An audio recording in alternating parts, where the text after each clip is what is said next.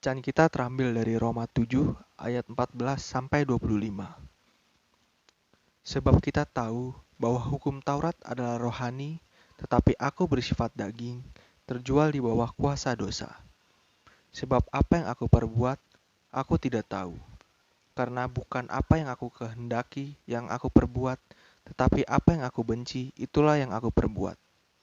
Jadi, jika aku perbuat apa yang tidak aku kehendaki, aku menyetujui bahwa hukum Taurat itu baik. Kalau demikian, bukan aku lagi yang memperbuatnya, tetapi dosa yang ada di dalam aku. Sebab aku tahu bahwa di dalam aku, yaitu di dalam aku sebagai manusia, tidak ada sesuatu yang baik. Sebab kehendak memang ada di dalam aku, tetapi bukan hal berbuat apa yang baik. Sebab bukan apa yang aku kehendaki, yaitu yang baik, yang aku perbuat, melainkan apa yang tidak aku kehendaki, yaitu yang jahat, yang aku perbuat. Jadi jika aku berbuat apa yang tidak aku kehendaki, maka bukan lagi aku yang memperbuatnya, tetapi dosa yang diam di dalam aku. Demikianlah aku dapati hukum ini, jika aku menghendaki berbuat apa yang baik, yang jahat itu ada padaku. Sebab dalam batinku, aku suka akan hukum Allah. Tetapi dalam anggota-anggota tubuhku, aku melihat bahwa hukum lain yang berjuang melawan hukum akal budiku, dan membuat aku menjadi tawanan hukum dosa yang ada dalam anggota-anggota tubuhku. Aku manusia celaka. Siapakah yang akan melepaskan aku dari tubuh maut ini? Syukur kepada Allah oleh Yesus Kristus Tuhan kita. Demikianlah sabda Tuhan. Bacaan renungan kita pada hari ini diberi judul Celaka atau Beruntung. Nasnya diambil dari kitab Roma pasal 7 ayat 25. Syukur kepada Allah oleh Yesus Kristus Tuhan kita. Andai saja simbol orang Kristen bukan salib, bisa jadi hidupnya lebih enak. Betulkah? Ada bagian dari syair lagu Imagine Grace yang mengatakan, "A wretch like me." Betulkah? Rasul Paulus menyampaikan pergumulannya sebagai orang Kristen.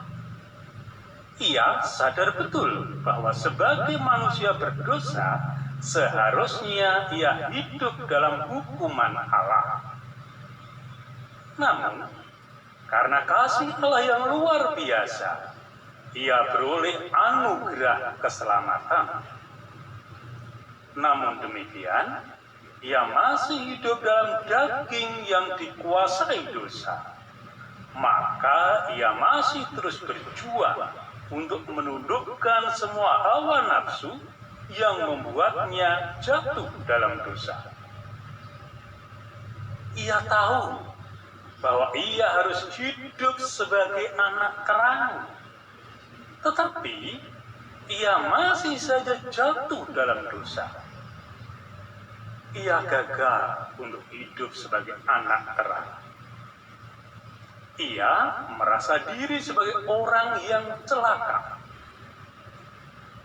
Di tengah situasi seperti itu, Paulus mengingat kasih Allah.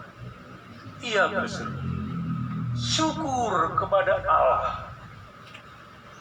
Ya, Allah yang menolong Paulus untuk tetap dapat hidup sebagai anak terang. Mengingat semua itu, bila kita ditanya, apakah kita ini orang-orang yang celaka atau beruntung? Jawabnya jelas. Kita adalah orang yang beruntung. Bukan karena kita hebat atau karena mampu untuk hidup suci, maka kita menerima keselamatan. Semua itu kita terima karena kasih Allah yang luar biasa. Kita menerima keselamatan sebagai anugerah Allah, gratis Itulah sebabnya kita dapat menyebut diri sebagai manusia yang beruntung. Amin. Bapa kami di dalam surga, kami bersyukur atas setiap berkat anugerah yang Kau berikan kepada kami. Terima kasih karena Engkau tetap mengasihi kami, mengasihi orang yang berdosa. Kau memberikan anugerah kepada kami, keselamatan dan pemeliharaan daripada-Mu saja. Saat ini kami mau menaikkan doa-doa kami untuk setiap keluarga yang ada di gereja kami. Untuk setiap pergumulan yang dialami oleh tiap-tiap keluarga. Kami berdoa kiranya Engkau memberikan hikmat dan pengertian kepada setiap anggota keluarga dalam menghadapi setiap pergumulan yang mereka hadapi, sehingga mereka dapat keluar dari setiap pergumulan tersebut dengan tetap mengandalkan Tuhan. Dan kami yakin bahwa Tuhan memberikan yang terbaik bagi setiap keluarga dalam gereja kami.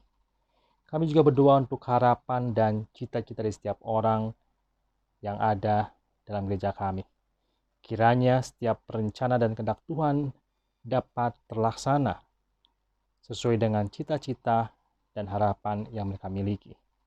Kami juga berdoa bagi saudara-saudara kami yang sedang sakit, baik yang ringan, yang berat maupun yang menahun.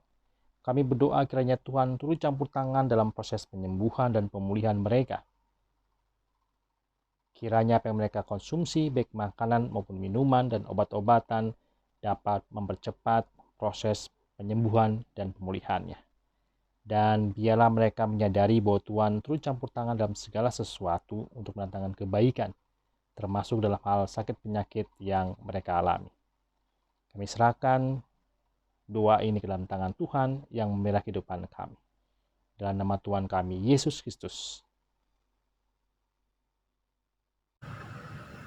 Bapa di dalam surga, saat ini kami berdoa untuk Ibu Pendeta Suryati Ambarsari, juga untuk Penatua Irving, begitupun untuk Majelis Jemaat GKI Perumnas, juga untuk seluruh aktivis Bapa. Kiranya Bapa sertai dalam pelayanan, juga Bapa sertai dalam kehidupan hari lepas hari. Kami juga berdoa untuk para pelayan ibadah online maupun onsite untuk GKI Perumnas. Biarlah Bapa sertai, biarlah semua berjalan dengan baik dan berjalan sesuai dengan kehendak-Mu Bapa. Di dalam nama-Mu Tuhan kami Yesus Kristus kami memohon. Tuhan, kami berdoa untuk negara dan bangsa kami. Berkatilah para pemimpin negara kami, dari Presiden kami Pak Jokowi, Wakil Presiden kami, para jajaran menteri dan para pejabat-pejabat negara kami. Berikan mereka kemampuan untuk menjalankan tugasnya dengan baik dan memberikan pelayanan yang sepenuh hati kepada para masyarakat Indonesia, agar kami masyarakat Indonesia mendapatkan keadilan dan kesejahteraan yang merata dari para pemimpin kami. Tuhan, kami juga berdoa untuk kegiatan vaksinasi booster yang masih dijalankan oleh pemerintah kami. Biarlah percepatan vaksinasi dapat dilakukan di masa pandemi saat ini, agar negara kami secepatnya pulih ya Tuhan, sehingga perekonomian negara kami semakin baik dan semakin meningkat. Kami juga berdoa untuk wilayah-wilayah Indonesia yang saat ini terkena musibah bencana.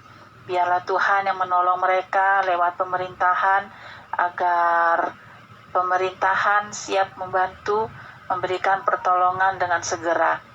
Inilah doa kami ya Tuhan. Kami yakin dan percaya Tuhan yang memberikan perlindungan kepada bangsa dan negara kami. Dalam nama Tuhan Yesus kami berdoa. Amin.